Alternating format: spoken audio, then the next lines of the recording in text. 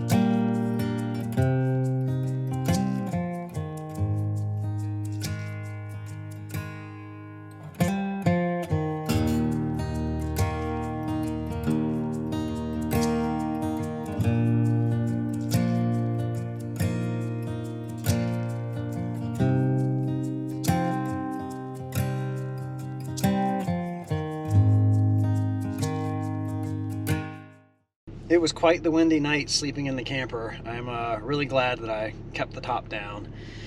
When I woke up this morning, there was no snow on the ground, but it started flurrying and starting to fall shortly after I got up.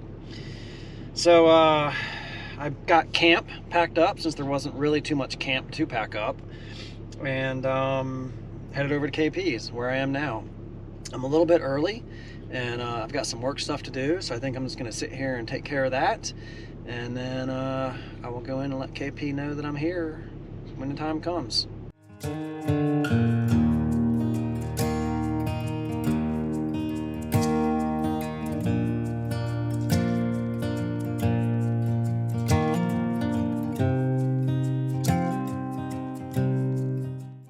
So I kind of been like busy on the phone and meetings such since I got here, but you sufficiently got things torn apart in here. So yeah, what's the plan for today? What are you doing?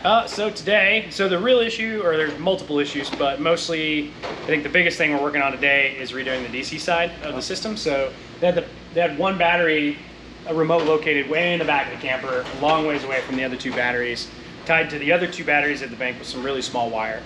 And so really what we're doing is making room in the battery box for 3 batteries to all fit co-located, and then running all the wire and relocating all the wire so it's more efficient. So it's a more efficient power run, and all the batteries are near each other. Yeah. Also, there's a huge mess of tangle of wires in the battery box. We're going to delete all those down to just 2 through a fuse. And then I'm going to relocate the shunt to a place that you can actually get to it, and then run all of the system through the shunt instead of just the camper system, because whoever installed the inverter didn't run it through the shunt. So which we think is part of the issue why my state of charge isn't reporting That's correctly. the exact issue, because the battery monitor in the system, it's not reading the amperage being pulled by the inverter, and now you've been using more Starlink, so it's pulling a lot of juice out of it. Yeah. And it doesn't realize it's pulling power out of the batteries. So we got to run all the power through the shunt, and then your state of charge will be accurate. Also, accuracy issues with that remote mounted battery too, because you're not getting a true 300 amp hours out of it, so you're not getting the true 100 out of that remote. Okay. So. Yeah. Exciting stuff. Yeah. And then after that, tomorrow we'll do the AC side, so we'll relocate the inverter to a different spot. Yeah. And then not where we were originally thinking, under the sink. Under the sink. But we're going to put it in that other box near the batteries, which is better, what you were telling me anyways, I think. I think so. Right? Yeah, it's closer to the batteries, less cable, it's more efficient. And then we're going to tie that into the factory system, so all the plugs will go live whenever it's on. So I think that's it, unless I find anything else. Well, I'm going to get out of your hair and let you get to work. All right. Thanks, man. Yeah. All right, so let KP get to work.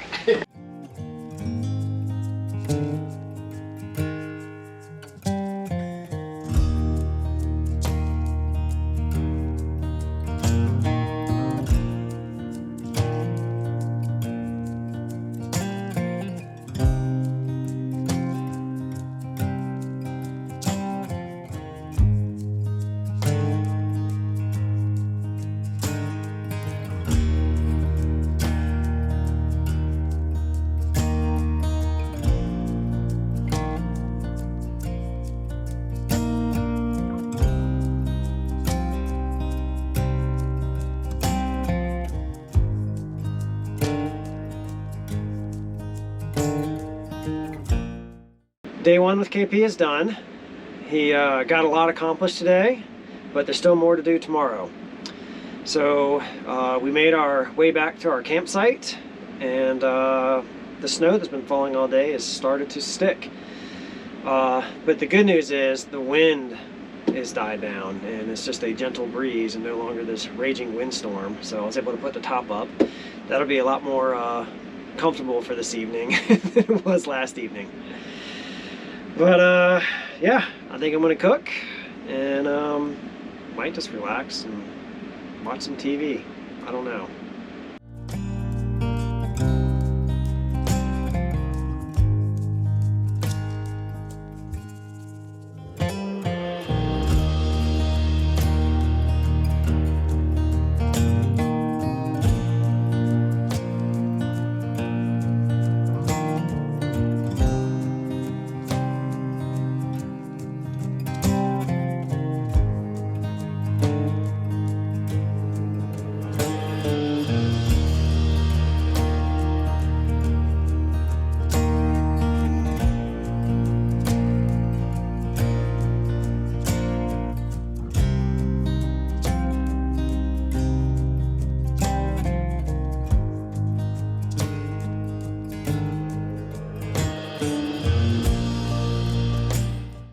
All right, day 2 of KP getting our stuff fixed up. He's already back there busily working away, and he's working on the inverter today. So he's gonna get that inverter moved to a new spot for us so we free up more room in our under-seat storage, and also get it closer to the batteries, which I understand is gonna make it more efficient, and make sure that, most importantly, it's running through the shunt like it's supposed to, so that it is properly calculating the state of charge in my batteries.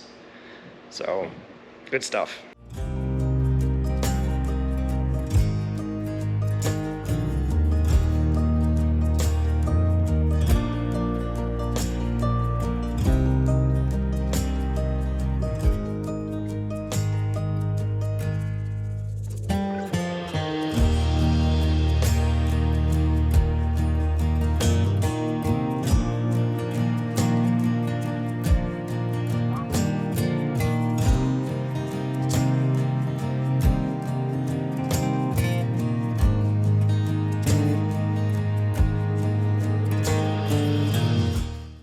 end of day 2, and KP's got everything wrapped up here, and I am ecstatic. We tested it. It's good. Everything's working. Everything works good. Better than I'd hoped for.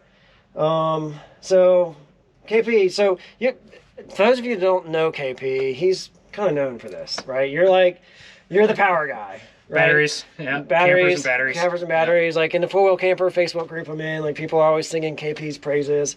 I think it's greatly deserved, especially seeing what he did here today. So I'm going to just give him a quick opportunity just to kind of, you covered it a little bit yesterday, what you plan to do, but maybe just give like a high level kind of like what we did here and all this awesomeness you got for me. Okay. Yeah, so Rob called me, and I think that the biggest issue were that his state of charge was never accurate on his REDARC display. And we diagnosed that basically the inverter wasn't running through the shunt, which is the device that reads the power flow in and out of the batteries. It had been bypassed with the inverter cables directly to the battery. So when he's running the inverter, it's not reading that that it's using power out of the batteries. So the state of charge is incorrect. So he had situations where it said 60% was left in the batteries, or even 80, but the system would shut down because the voltage was too low. So we diagnosed that it wasn't running through the shunt, so that was one of the biggest parts of the project, probably really the whole point of the project, like the main point, was to relocate the cabling for the inverter to go through the shunt, which was kind of difficult in here because 4-Wheel Camper built the shunt into the cabinetry, so we had to cut a big hole to get to it. But once we ran the inverter through the shunt, now it's showing discharge and charge all correct, so the state of charge should be fine. Always know how much power he's got in the batteries. And then the only other real issue with the system was the third battery was mounted really far from the other 2 batteries with some really small cable. So it was a very long run between the battery banks, and they were really far with little cable, so he wasn't getting the full discharge amount out of that third battery. So of a 3 battery or 300 amp hour system, it was probably more like 250 or 220 effectively, because it couldn't pull the full amount out of the third battery all the way over there. So we were able to relocate the third battery into the battery box. Now we've got all 3 just nicely nestled together there. For anybody that wants to know, you can in fact fit 3 Battle Born GC2s into a flatbed 4-wheel camper in the battery box. And then we actually relocated the shunt as well, the REDARC battery sensor, into the battery box also. So it's in a much more accessible place if you ever need to modify anything or add or subtract any of the accessories, power accessories. So that was the stuff that we fixed, the few problems that we found. And then everything else was kind of added. Upgraded the original factory Manager 30 display with a Red Vision display. Now it's just the Red Vision display, it's not a full Red Vision system, so it doesn't have tank monitoring, that sort of thing. But as you can see, if you've seen the old display, this one's significantly better, and it's plug and play. So if you guys have a Manager 30 and you want to upgrade to this, it's like $400 and you can just plug it in. It's ready to go. So quick tip. And as you can see, I'm not sure if you can see, but it really gives you a much better idea of what's happening with the power all on one screen. Much easier to read. And there's also a iPhone and an Android app that connects via Bluetooth, so you can see all of your Manager 30 data on your phone. So it's pretty handy. And then the very last thing and the most complicated that I spent all day doing was integrating the inverter, which we did move to under here from in there. It's just a much more cleaner install. It kind of disappears up under the cabinet. Was integrating the inverter into the house AC system. So now when you turn on the inverter, it powers all of the outlets. So it's just much more convenient. All right, KP, well, thank you for kind of just explaining everything you did here. I am completely stoked about the whole thing, and I have a much better understanding now of kind of initially what was happening, why it was happening, and kind of like, and you were great about explaining everything to me along the way. So, you know, I'm a power expert now. You guys believe that, right? Call him, he'll fix it. Yeah, I know everything. I know everything. You guys don't even need KP. Nah, I'm retired. So, well, KP, thanks a lot, dude. I appreciate all the help. Of course. I'm gonna head back to Southern Utah. Thanks for bringing the rig into the brand new shop. Yeah, the brand new one of the shop. very first projects in the new shop. So if you guys need power stuff, come up and see KP here in Reno. We got a good camp spot here. Got a good camp spot. Yeah. So. Cool. All right, good stuff. Cool.